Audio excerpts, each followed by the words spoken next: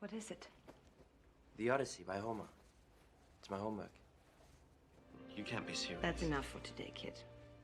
I was wondering, do you think you could...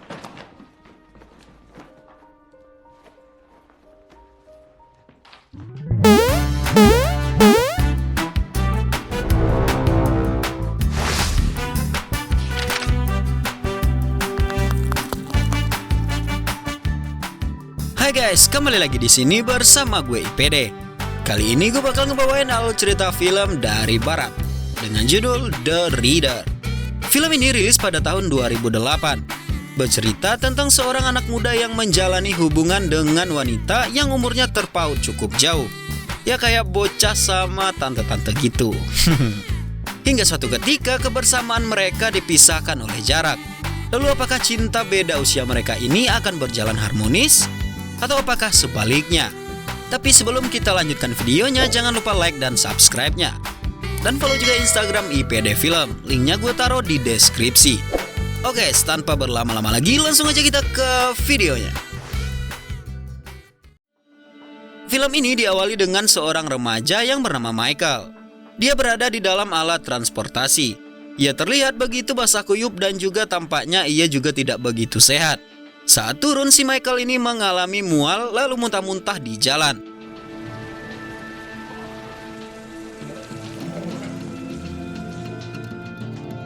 Tak lama kemudian datanglah seorang wanita yang menolongnya. Wanita itu bernama Hannah. Dia kebetulan lewat sehabis ia bekerja. Setelah itu Hannah ini mengantar Michael pulang ke rumahnya. Hannah ini bekerja sebagai salah satu kondektur transportasi di sana.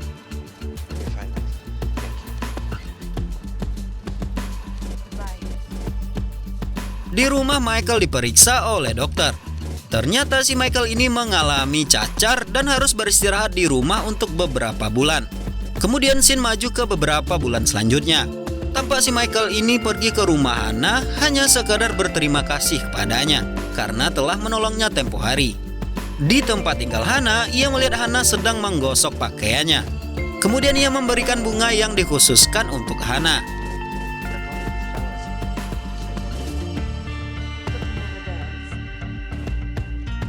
Di saat si Michael ini akan pulang, tiba-tiba si Hannah mengajak Michael pergi keluar bersama.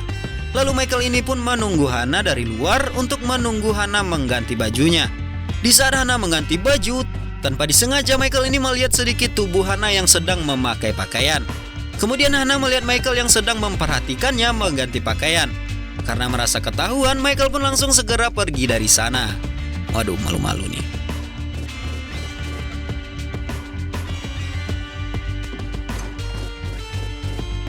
Keesokan harinya Michael ini mencoba memberanikan diri kembali ke tempat tinggal Hannah. Tak lama kemudian mereka berdua pun bertemu di tangga. Lalu Hannah menyuruh Michael mengambil beberapa ember arang di lantai bawah. Setelah itu Hannah melihat Michael yang begitu hitam disebabkan oleh arang yang ia bawa. You look ridiculous.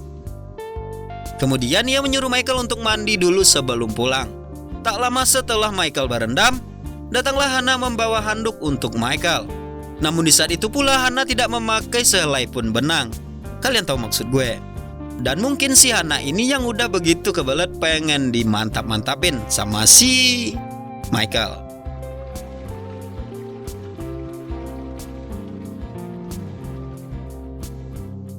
Lalu Hannah ini mengajak Michael bermantap-mantap dengannya saat itu juga. Lalu terlelap mereka bermantap-mantap di sana. Waduh, beruntung banget nih si Michael. Malam harinya, di saat Michael beserta keluarga besarnya sedang makan malam, Michael meminta bahwa ia akan bersekolah. Ya, walaupun si Michael ini seharusnya beberapa hari lagi harus sekolah. Namun ia ngotot untuk bisa besok pergi sekolah karena ia sudah tidak merasa sakit lagi.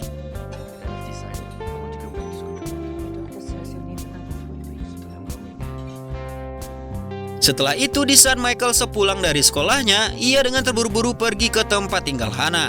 Ternyata si Hannah juga telah siap menunggu Michael untuk bermantap-mantap kembali dengannya.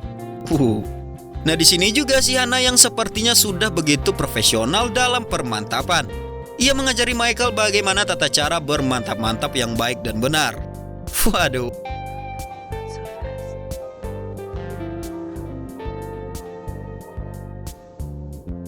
Kemudian pada saat setelah selesai bermantap-mantap, Hana ini memberi syarat kepada Michael kalau seandainya akan kembali bermain dengannya, Michael harus mendongengkan Hana dulu. Lalu Shin memperlihatkan bagaimana Michael menceritakan beberapa kisah, dari kisah yang sedih, romantis, bahkan sampai cerita yang membuat Hana ini tertawa.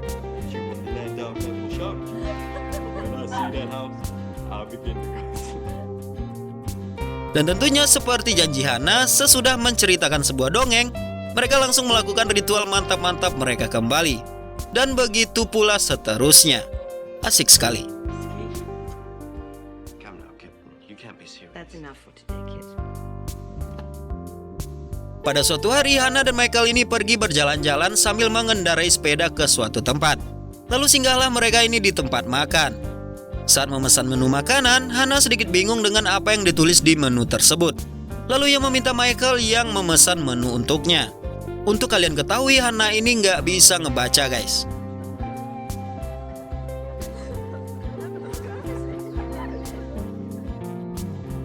Lalu setelah mereka makan, si pemilik tempat makan itu mengatakan kepada Michael bahwa ia yakin bahwa ibu Michael itu sangat senang. Karena si pemilik tempat makan itu berpikir si Michael ini pergi dengan ibunya. Jadi dia menganggap si Hana itu ibunya Michael. Tak lama kemudian Michael langsung mencium Hana di saat itu juga di hadapan si pemilik tempat makan. Waduh, barbar juga nih.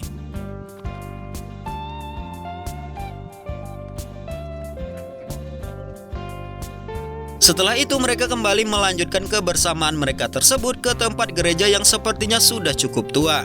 Di dalam gereja, Hana terharu melihat iringan suara dari orang-orang di gereja tersebut. Kemudian kebersamaan mereka di hari itu diakhiri dengan mereka berhenti di tepi sungai. Di mana di sungai itu terlihat Hana yang sedang mandi dan sedangkan Michael sedang asik menulis di buku catatan miliknya. I'm writing a poem about you. Pada suatu hari Hana dipanggil oleh atasannya dikarenakan akan dipromosikan ke kota Berlin. Kemudian Hana terlihat murung. Bagaimana tidak, kalau ia pindah ke Berlin, tentu saja ia akan berpisah dengan si Michael. Kemudian mereka ini terlibat cekcok sedikit, dikarenakan Hana ini lupa dengan hari ulang tahunnya. Ya meskipun pada saat itu sedang cekcok, namun cekcok mereka diakhiri dengan mantap-mantap lagi. Seru juga nih.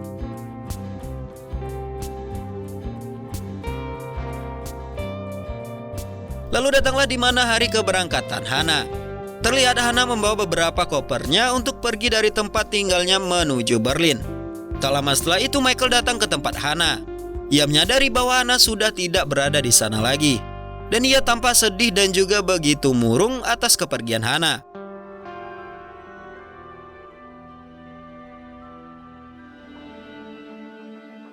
Setelah kepergian Hana, si Michael ini menjadi orang yang penyendiri alias introvert gitu guys. Aduh kasihan, ditinggal kekasih permantapan. Beberapa tahun pun berlalu.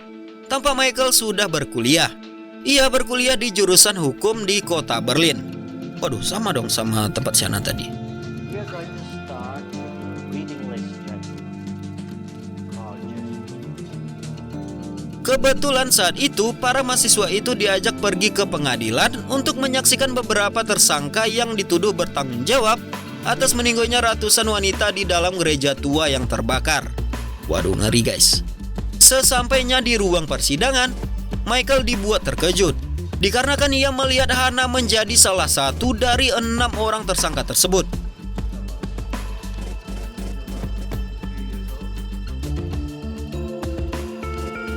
Kemudian salah seorang saksi sedang berbicara di persidangan tersebut. Saksi itu bernama Ilana. Ia menceritakan bagaimana Ilana bisa selamat dari insiden yang mengerikan itu bersama ibunya. Lalu Hana juga membenarkan bahwa ia memang memilih siapa saja wanita yang keluar dari camp tersebut. Tetapi ia juga tidak tahu bahwa siapa saja yang ditunjuk keluar maka akan dibuat meninggoy dari camp tersebut. Pusing kan? Gue juga guys.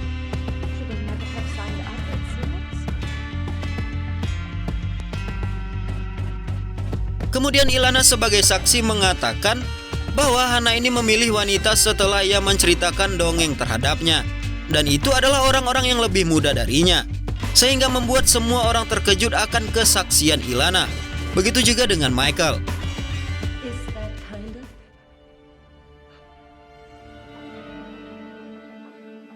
Dikarenakan penasaran, si Michael ini pergi ke camp tersebut untuk memastikan sesuatu hal. Di persidangan selanjutnya, saksi lainnya juga dihadirkan. Saksi kali ini adalah ibu dari Ilana. Ibu Ilana ini menceritakan tentang gereja tua yang terbakar dekat dari camp tersebut. Ibu dari Ilana ini bercerita bagaimana saat mereka sedang beristirahat di gereja, tiba-tiba pasukan datang yang menyebabkan gereja itu terbakar.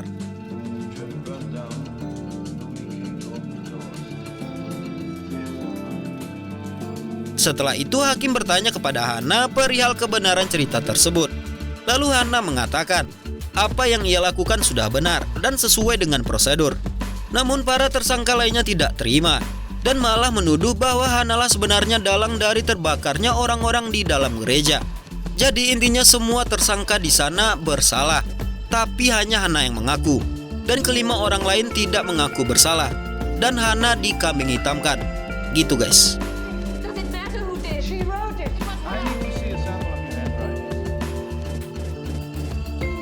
Kemudian keanehan Hana terdahulu pun terjawab ketika Hana merasa ketakutan di saat ia disuruh menulis oleh jaksa. Michael yang menghadiri persidangan itu pun kembali mengingat di saat mereka bersama dulu, bagaimana Hana ini ternyata tidak bisa membaca dan menulis.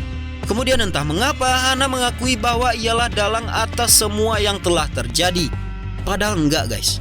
Sehingga membuat seisi persidangan sedikit riuh.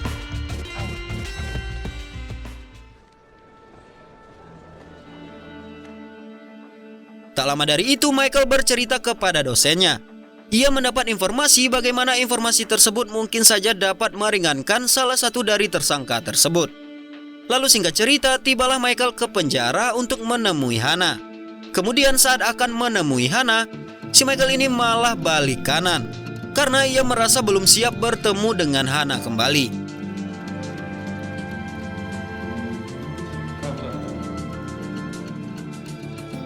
Si Michael ini malah pergi ke rumah pacarnya untuk bermantap-mantap. Pokoknya si Michael ini keren deh. Kok keren sih?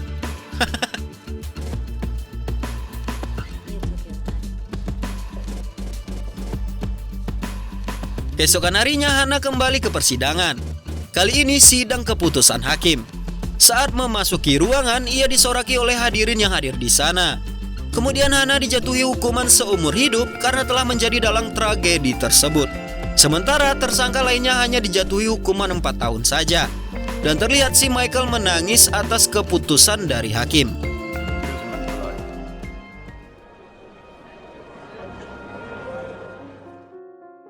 Lalu scene memperlihatkan 10 tahun kemudian. Terlihat di dalam kereta si Michael telah memiliki anak perempuan. Ia dan anaknya berkunjung ke kampung halamannya setelah lama tidak mengunjungi kampungnya sendiri. Di rumah lama Michael, ia melihat buku-buku di dalam rumahnya, di mana buku-buku itu yang dulu pernah ia dongengkan terhadap Hana sewaktu ia masih bersama Hana dahulu.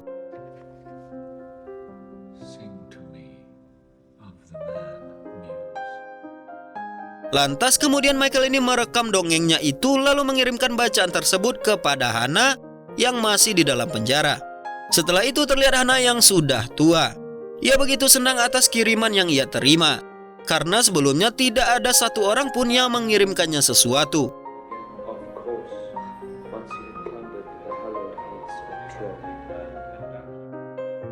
Lalu scene memperlihatkan Michael selalu merekam buku-buku favorit dari Hana, kemudian mengirimkannya kepada Hana. Pada suatu hari entah mengapa si Hana yang sudah tua ini begitu ingin sekali membaca dan menulis. Ia pun pergi ke perpustakaan untuk meminjam beberapa buah buku. Ia mencoba belajar membaca dari rekaman yang dikirim oleh Michael.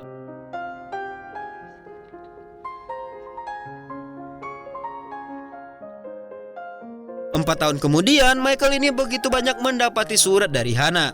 Namun si Michael ini tidak pernah membalas surat sekalipun kepada Hana. Lalu 8 tahun kemudian, si Michael ini mendapatkan telepon dari penjara. Wanita itu mengatakan kepada Michael bahwa Hana akan segera dibebaskan dari penjara tersebut, dikarenakan Hana telah dipenjara lebih dari 20 tahun. 20 tahun guys, lama banget. Smith is coming up for release very soon. Hannah has been in prison for over 20 years. Wanita itu menelpon Michael bermaksud meminta tolong kepada Michael untuk Hana. Karena selama ini hanya Michael lah satu-satunya orang yang pernah berkomunikasi dengan Hana. Namun si Michael ini malah menutup teleponnya. Thank you for letting me know.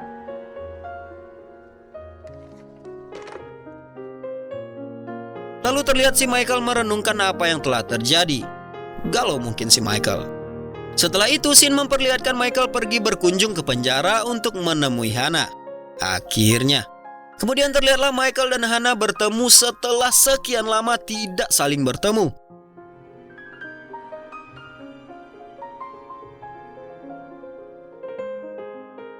Di sini Michael berjanji akan menjemput Hana dari penjara minggu depan.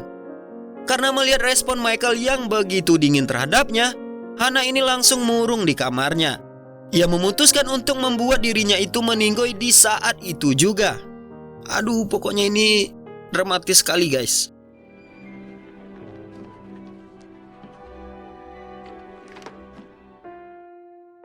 Seminggu kemudian datanglah Michael ke penjara untuk menjemput Hana. Tetapi Michael diberitahu oleh petugas di sana bahwa Hana telah meninggoy. Waduh, merinding guys. She didn't pack. She never intended to leave. Lalu petugas itu memberi Michael berupa wasiat kepada Ilana. Jadi si Hana ini menitipkan pesan kepada si Michael untuk disampaikan kepada si Ilana, saksi kunci persidangan dulu. And tell Michael I said hello. Setelah itu pergilah Michael berkunjung menemui Ilana di kediamannya. Michael yang bertemu dengan Ilana pun langsung memberikan kaleng yang berisi sejumlah uang kepada Ilana. Ternyata kaleng itu adalah satu-satunya mainan Ilana sewaktu masih jadi tahanan di camp tersebut. Nah, uang yang ada di dalamnya itu diminta untuk disumbangkan saja. Shall I do it in Hannah's name? As you think of it. Kemudian beberapa tahun pun berlalu. Terlihat Michael dengan anaknya yang tumbuh dewasa pergi ke pemakaman Hana. Lalu film ini diakhiri di saat Michael menceritakan kisahnya bersama Hana kepada anak perempuannya tersebut.